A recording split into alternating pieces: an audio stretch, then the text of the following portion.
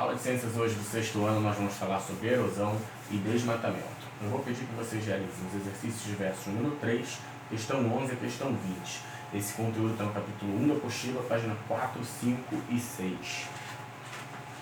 Então, gente, vamos lá. O que acontece? Quando a gente fala de erosão, a gente não pode deixar de falar de desmatamento. Por quê? Porque uma coisa vai levar a outra, tá? E é muito importante a gente entender os tipos de erosão. O que eu quero dizer com isso? Nós vamos possuir, né, a erosão natural e a erosão artificial. Ou, como vocês preferirem, a erosão natural e a erosão humana, a erosão causada pela natureza e a causada pelo homem. E esses termos, essas nomenclaturas, elas ficam bem amplas, né, quando a gente começa a analisar ao pé da letra. Só que a gente precisa compreender basicamente o que é cada uma, quais são as consequências que vão levar a elas acontecerem, né, no nosso ambiente, no planeta em que nós vivemos. Então vamos lá. O que vem a ser erosão? Erosão nada mais é do que o desgaste, tá, do solo, seja esse solo aonde ele for encontrado. O que eu quero dizer com isso? Muitos de vocês associam erosão apenas a encostas, tá, a montanhas, morros, só que isso é um erro. Ocorre erosão em encostas, morros, enfim, sim, com certeza. Só que também ocorre erosão no solo plano.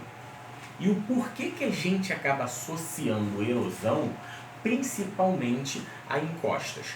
Justamente porque quando ocorre algum tipo de deslizamento, algum tipo de acidente natural ou geográfico, a gente sempre vai ver nos noticiários que aquele deslizamento ocorreu devido à erosão, ao desgaste do solo que foi feito durante anos ali naquela encosta.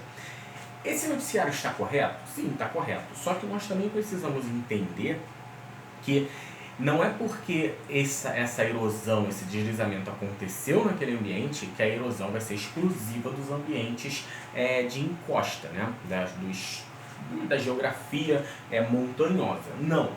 A erosão ela também vai ocorrer diariamente em qualquer outro tipo de solo, seja ele plano ou não. Então a gente, quando afirma isso, a gente já começa a entender o porquê da divisão de erosão natural e erosão artificial causada pelo homem. O que isso significa? Que todos os solos sempre vão estar em processo de desgaste, tá? De uma forma natural. Através de quê? Através do vento, através das chuvas, através do sol, através de fatores climáticos que ali vão estar agindo, tá? Obviamente que eu vou possuir determinadas regiões do globo terrestre onde o solo vai sofrer um maior impacto de fatores ambientais, logo vai sofrer um maior nível, um maior grau de erosão. Só que a gente precisa entender que até nos ambientes que têm menos impacto, né, desses fatores, a gente também vai estar tendo um fenômeno de erosão ativo ali naquele solo, tá?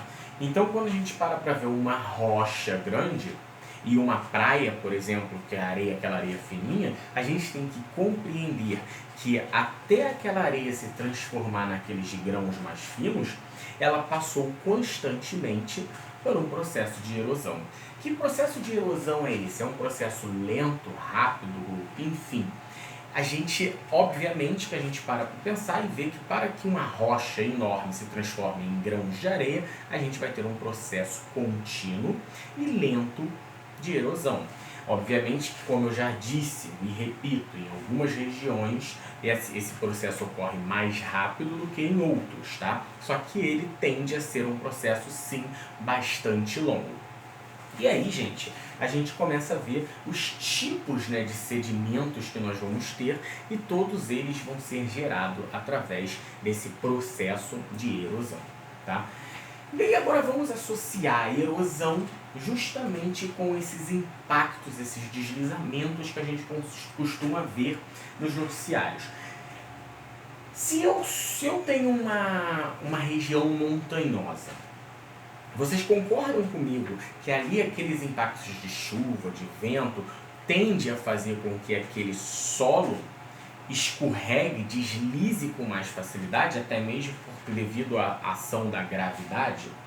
Então, o que eu necessito ali? Eu necessito de uma estrutura natural, né? De uma vegetação enraizada, de cursos de água já definidos, que vão ajudar a evitar esse deslizamento que pode vir a ocorrer.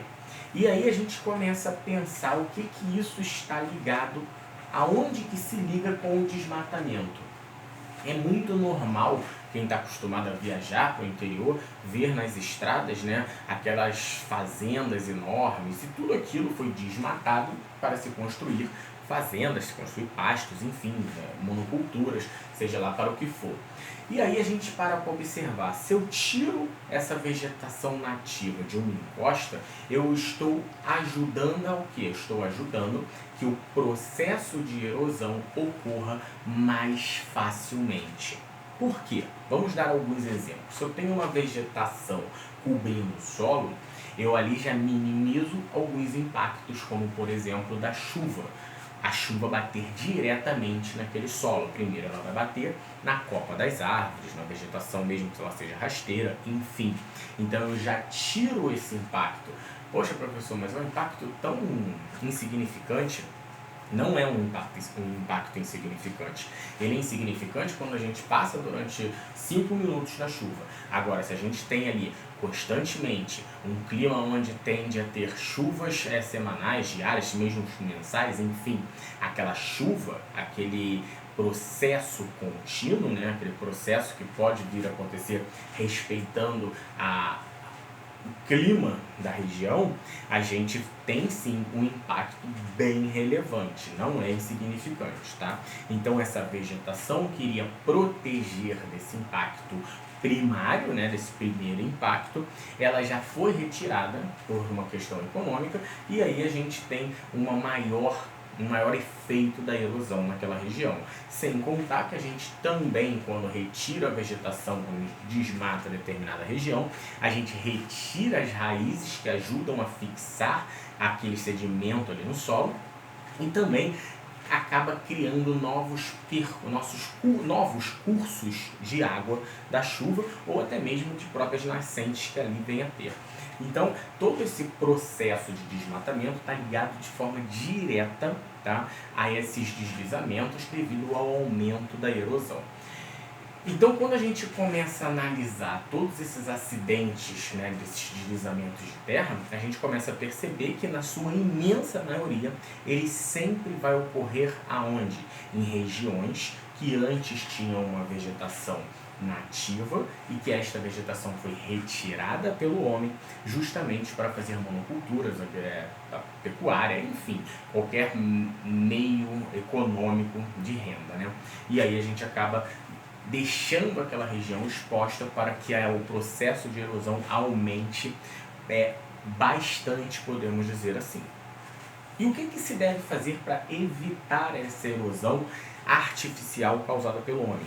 Justamente a preservação, evitar desmatar encostas, evitar criar novos cursos de água, impedir que essa região seja explorada de forma indevida. Então, em encostas, nós sempre temos que preservar aquela vegetação nativa.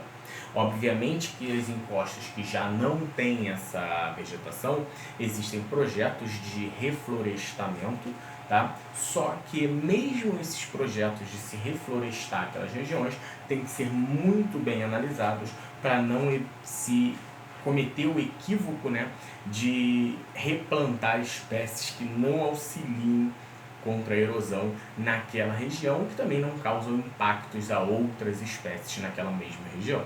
Então todo esse processo é bem complexo, mas é muito importante a gente compreender que a erosão ela é também natural. A gente necessita, o nosso planeta necessita do processo de erosão natural que ocorre continuamente, né, progressivamente em todos os tipos de solo que nós temos no nosso globo terrestre. Tá?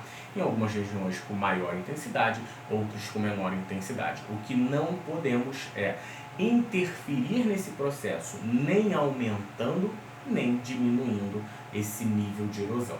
Principalmente aumentando, que a gente pode ver aí os acidentes que nós cansamos de ver, principalmente nos períodos de muitas chuvas nas regiões, né? Então, gente, como sempre, eu vou pedir que vocês deem a lida lá na apostila, escreve, faz o resumo para fixar melhor e não deixem de fazer os exercícios diversos, ok? Muito obrigado, até a próxima.